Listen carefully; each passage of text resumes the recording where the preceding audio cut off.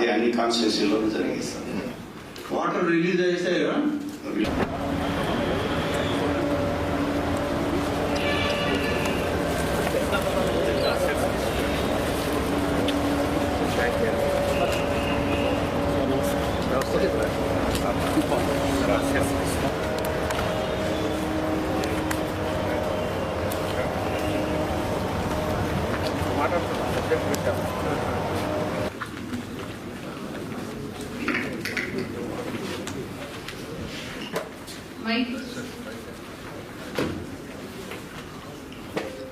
Clarity ఇస్తాం sir. జిల్లా వ్యాప్తంగా కూడా అందరికి కూడా కమ్యూనిటీ ఫామ్ ఫండ్స్ కూడా మనం చేసుకున్నాం.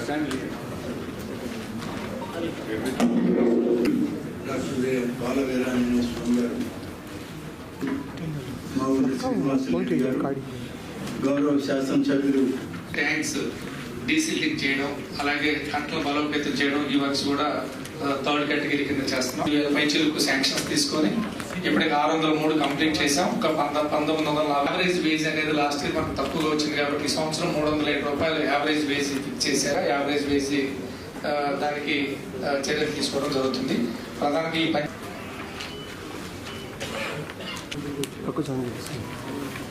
స్వాగతం పలుకుతూ అదేవిధంగా గౌరవ జిల్లా కలెక్టర్ గారికి మరియు జాయింట్ కలెక్టర్ గారికి, అధికారులకి, పాత్రికేయులందరికీ మనకు ఉపయోగం ఉంటుంది.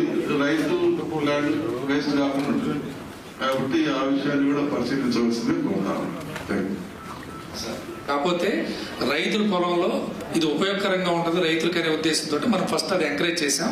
బట్ కమ్యూనిటీ ఫామ్ ఫండ్స్ కూడా మనకి, కాబట్టి మీరు చెప్పినటువంటి దానిలో ఇబ్బంది ఏం లేదు. పనులు కూడా చేయడానికి, మీరు పనులు చేయించడానికి, మాన్యువల్ లేబర్ రావడానికి మీ స్టాఫ్ కూడా ఇన్స్ట్రక్షన్స్ ఇవ్వండి. తప్పకుండా ఈ రకమైనటువంటి ఉన్నాయి. తప్పకుండా సార్. ఈ రోజు కలెక్టర్ గారు కూడా ఇక్కడే ఉన్నారు కాబట్టి మీరు ఈ ఇన్స్ట్రక్షన్ జనరల్ 100% గ్రామ సభ తీర్మానాలు అన్ని వర్కులు కూడా నా దగ్గర ఉన్నాయి సార్.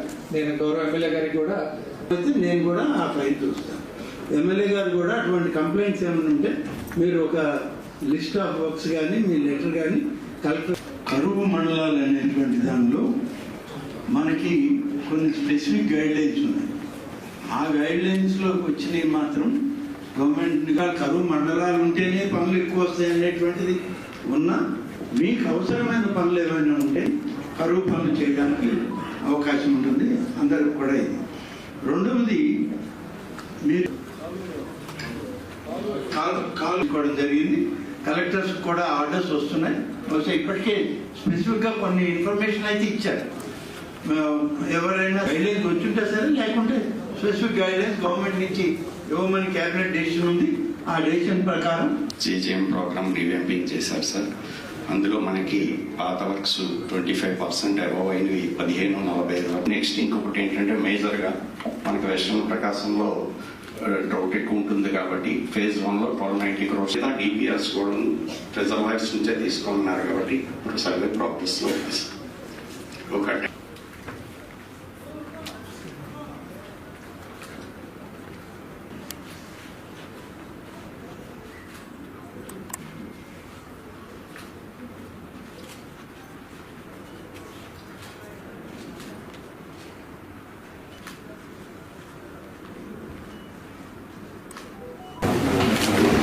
మా నియోజకవర్గం నుండి చాలా గ్రామాలలో పనులు మొదలు కాలేదు. ఏంటంటే ఇంకా పైనుంచి మాకు ఆర్డర్స్ రాలేదని చెప్పి మాట్లాడుతూ ఉన్నాను. పక్క గ్రామానికి వచ్చి ఆ పక్క గ్రామంలో పండ్ల వయసు మీకు ఏ గ్రామంలో స్టార్ట్ కాలేదు. ఎండల కాలం అంతా అయిపోయిన తర్వాత మనం పనులు ఇచ్చినా కూడా ఉపయోగం లేదు. అందుకని చెప్పి ఇమీడియట్ గా దయచేసి ఆ పనులు త్వరితగతిన ఇమీడియట్ శాంక్షన్ ఇవ్వాలని చెప్పి ఒకటి కోరుతాను. రెండవది, 2014-19 పీరియడ్లో నా తర్లుబాడు మండలంలో దగ్గర 36 వర్కులు 3 కోట్ల చిల్లర గ్రాంట్ ఆ రోజు నుంచి ఈ రోజు కూడా ఫండ్స్ రిలీజ్ కాక మా మండల ప్రజలు చాలా తీవ్రమైనటువంటి ఇబ్బంది ఎదుర్కొంటా ఉన్నాం. ఎందుకంటే ఆర్థికంగా ఎంతో వెనుకబడ్డ బ్యాక్వర్డ్ ఏరియాలో ఉన్నటువంటి మేము అన్ని కోట్ల రూపాయల డబ్బులు సంవత్సరాలతో కూడా ఆగిపోతే మా ఆర్థిక పరిస్థితి ఏంటో మీరు కూడా ఒకసారి అంచనా వేయాలి. దయచేసి ఆ యొక్క అమౌంట్ రిలీజ్ అయ్యేదానికి మీరు తక్షణ చర్యలు తీసుకోవాల్సిందిగా మిమ్మల్ని కోరుతా ఉన్నాను. పోతే ఈ ఫామ్ పాండ్స్ విషయంలో బెనిఫిట్స్ ఉంది అని అది కూడా ఎంకరేజ్ చేస్తున్నాము. At the same time community farm parts కూడా ఇప్పుడు మనకు పర్మిషన్ ఇచ్చారు, అది కూడా టేకప్స్ ఆల్రెడీ ఫ్రైడే జరిగింది. ఎవ్రీ ఫ్రైడే అందరూ ఎంపీడీఓస్ సార్ ఇక్కడే ఫిజికల్ మీటింగ్ పెడుతున్నాము, అదర్వైజ్ మండే బీసీ పెడుతున్నాము సార్. సో మనం కూడా ఇక్కడ నుంచి కమ్యూనిటీ ఫార్మ్స్ గురించి కూడా చెప్తాం సార్. బట్ రిక్వెస్ట్ ప్రత్యేకంగా ఇప్పుడు మన జిల్లాలో ఫార్మర్స్ ఇప్పుడు ఎమ్మెల్యే మార్కాపూర్ గారు చెప్పినట్టు ముందుకు రావట్లేదు సార్. బట్ దానికి మనకు స్టేట్ నుంచి కూడా మనకి ఇంత ఇది అది ఎక్కువ దానిపైన ఫోకస్ చేయమని ఇన్స్ట్రక్షన్స్ ఇచ్చి ఉంది sir. So I request all the public representatives also me level నుంచి కూడా దీనికి కోఆపరేట్ చేయండి. బికాస్ ఎక్కువ మన జిల్లాకు ఇది చాలా ఉపయోగపడుతుంది ఇండివిజువల్ ఫార్మ్స్. నియోజకవర్గం దాదాపుగా 1745 ఫామ్ పాయింట్స్ ని మీరు అలకేట్ చేశారు. వీటిలో చాలా మంది లబ్ధిదారులకి ఇది చేయలేదు.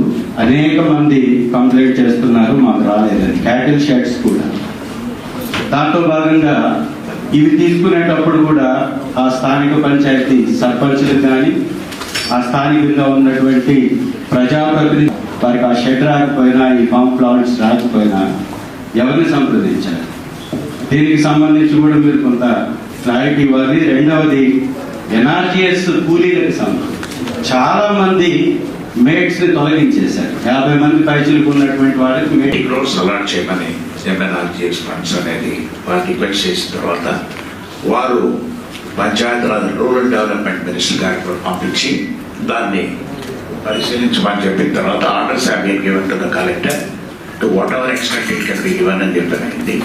దాంతో కలెక్టర్ గారు ఒక 8 crore రూపీస్ అనేది నా తరఫున ఇచ్చేదాని కొరకు వారు అలాట్ చేయడము I'm thankful to her also. But very unfortunate thing for past 6 months 11/11/2024 నుంచి 4 మండలాల నుంచి రెజల్యూషన్ రాకపోవటం అనేది దుర్మార్గం సంగతి. Repeatedly I have told several times ఈ Markapuram, Konakanamitla, Podili, Tarlupadu what kind of action the district administration has taken, whether this is a central government program, whether it should report to the privilege committee of the parliament or not.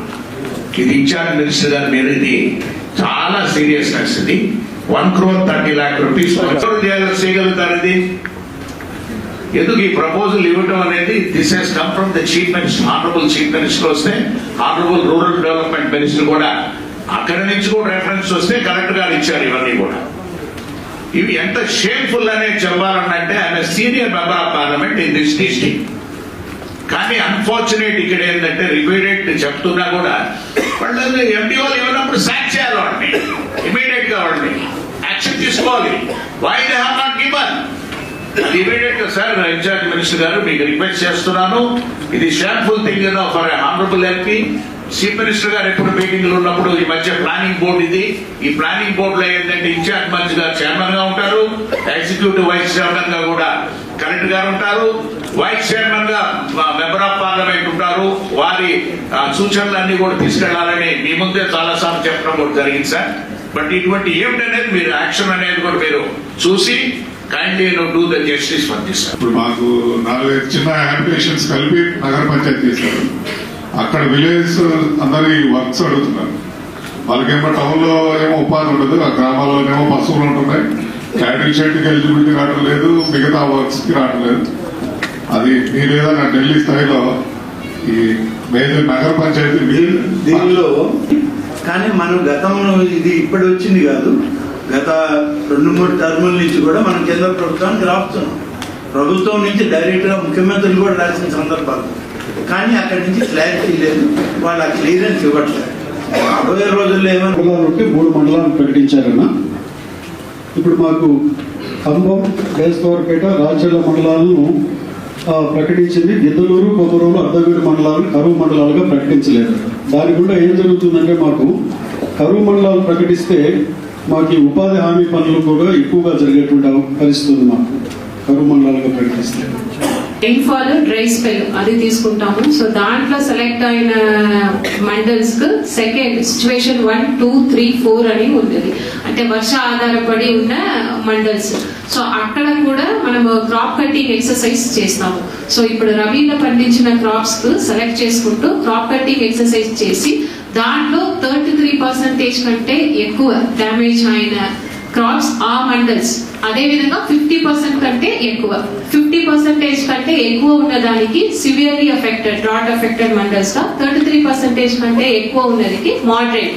So మనకు around 7 mandals severe category కింద, మిగతా ఉన్న mandals moderate కింద ఉన్నాయి. So ఈ క్రైటీరియాని follow చేస్తూ declare చేయడం జరుగుతుంది. ఎమ్మెల్యేస్ వాళ్ళు మాట్లాడటంలో ఏంటంటే వాళ్ళకి ఇంకా గవర్నమెంట్ లెవెల్లో వచ్చిన డైరెక్షన్ ఇంకా వాళ్ళ దాకా చేరలేదు, అందుకని ఈ సమాచారం అడిగే పరిస్థితి ఉంది. కాబట్టి స్పెసిఫిక్గా క్యాబినెట్ రిజల్యూషన్ ప్రకారం రూరల్ డెవలప్మెంట్ నుంచి ఈ ఇరిగేషన్ ట్యాంక్స్ కానీ ఫీడర్ ఛానల్స్ కానీ ఎక్కడైతే బ్యూటిఫికేషన్స్ కావాల్సిన్నామో ఇవన్నీ కూడా డీసీల్టింగ్ ఆఫ్ కెనాల్స్ వీటన్నిటి కూడా ఇచ్చినటువంటి డైరెక్షన్ ఒకసారి కన్సర్న్ డిపార్ట్మెంట్ నుంచి అందరు ఎమ్మెల్యేస్కి ఎంపీస్కి సర్క్యులేట్ చేయండి ఆ కాపీ. వాళ్ళకు కూడా ఒక ఐడియా ఉంటుంది. కన్సర్న్ ఆఫీసర్లు ఎంపీడీఓ లెవెల్లో, డిఈలు, ఈఈలు, ఇరిగేషన్ లెవెల్లో, పిఆర్ లెవెల్లో వాళ్ళు మాట్లాడతారు. అవి టెండర్లు కూడా పిలిచినారు సార్. కానీ ఇప్పుడు మీరు ఇచ్చిన ఈ నోట్స్ లో మళ్ళీ టెండర్స్ పిలవాలని చెప్పి ఇచ్చినట్టున్నారు. అది ఎందుకంటే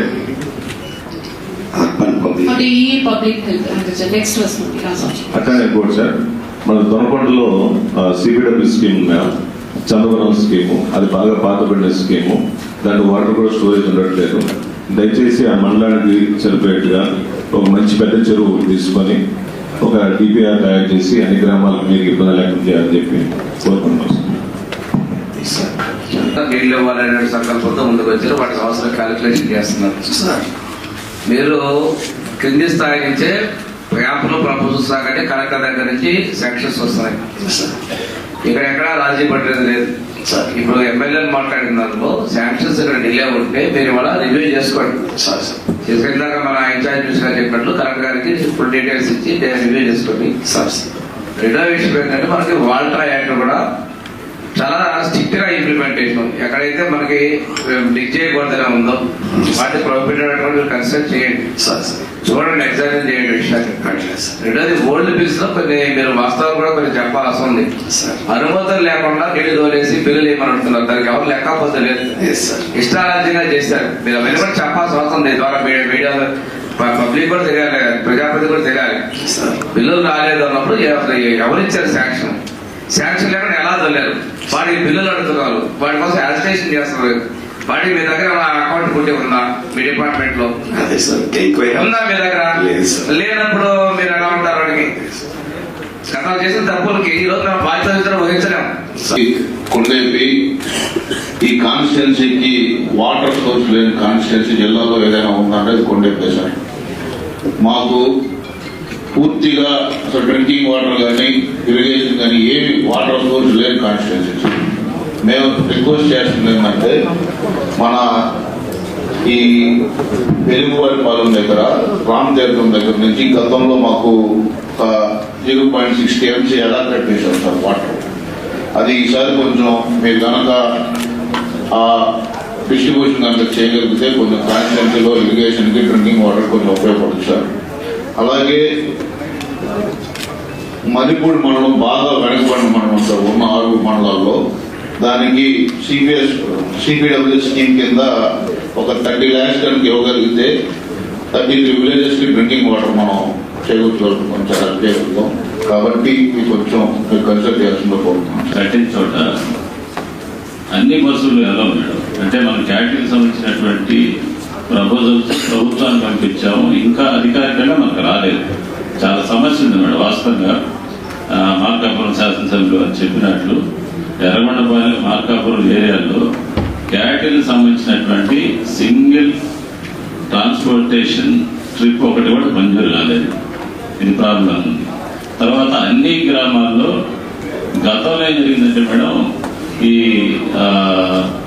ట్రాన్స్పోర్టేషన్ అనేది ఒక కాంట్రాక్ట్ ఓరియంటెడ్ గా పథకం సాగింది. ఇప్పుడు మా పెద్ద తమలకి అయిపోయింది గ్రామం. పోయినసారి ఆ ప్రభుత్వం ఉన్నప్పుడు ఒక ఊరికి 30-40 ట్రిప్పులతో లేదా మీరు 3-4 ఇస్తున్నారని చెప్పేసి గొడవ చేస్తున్నాం మేడం. నాగులపల్లిపాడు సిపిడబ్ల్యూఎస్ స్కీమ్ చేరుపల్లిపాడులో 18 villages కి వాటర్ సప్లై చేస్తుంది.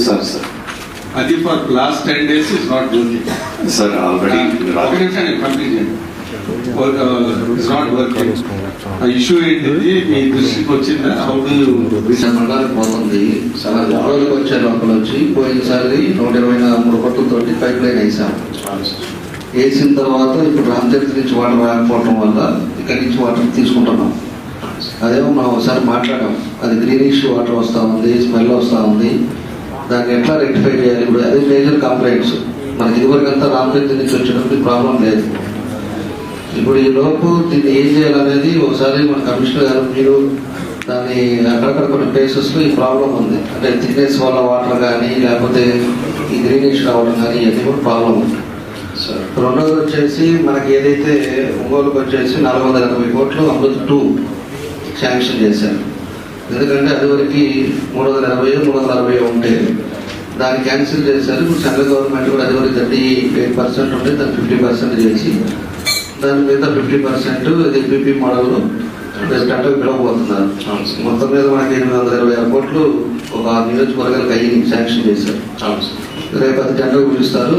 అదైతే మనకి డిస్ట్రిబ్యూషన్ కానీ ఈఎల్ఎస్ఆర్ కానీ ఇవన్నీ కూడా మనకి కరెక్ట్ అవుతుంది. టౌన్ అంతా కూడా పైప్ లైన్ అన్ని కూడా మార్చుకొని ఇప్పుడు మిగతాది ఇప్పుడు ప్రస్తుతానికి ఈ సమ్మర్ స్టోరేజ్లో వచ్చేసి 60% ఉంది వాటర్. దాదాపు 3 days ఒకసారి ఇస్తున్నా కూడా మనకి 60% ఉంది.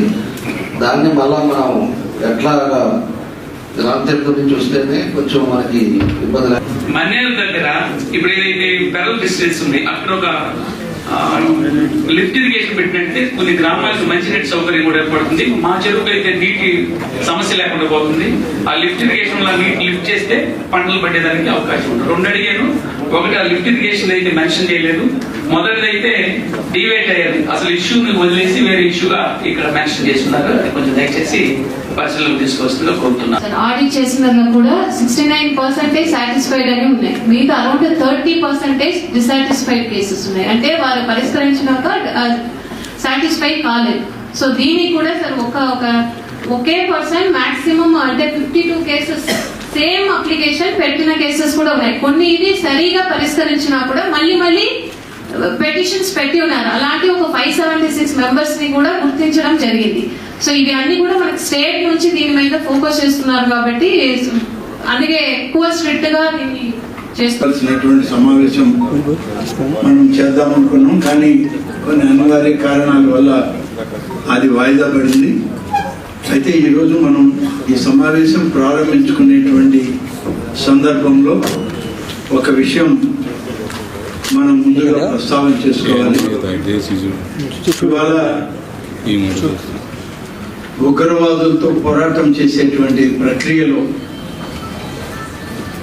కేంద్ర రాష్ట్ర ప్రభుత్వాలు అన్ని ఏకమై దీనికి ఈ దేశంలో ఒక మతం, ఒక కులం, ఒక ప్రభుత్వం, ఒక పార్టీ అనేది లేకుండా ఏకధాటిగా మన దేశాన్ని రక్షించుకోవడానికి, దేశ భద్రతను కాపాడుకోవడానికి కొందరు ఉగ్రవాద సంస్థలతో ఈ దేశం మీద దాడి చేసేటువంటి సందర్భంలో మనం అందరం కలిసి వాళ్ళ ఉగ్రవాదానికి వ్యతిరేకంగా పోరాడుతూ దేశాన్ని కాపాడుకునే కార్యక్రమం జరుగుతూ ఉంది. గడిచిన 4 రోజులుగా మన దేశానికి సంబంధించినటువంటి భద్రతా దళాలన్నీ ప్రధాని శ్రీ నరేంద్ర మోడీ గారి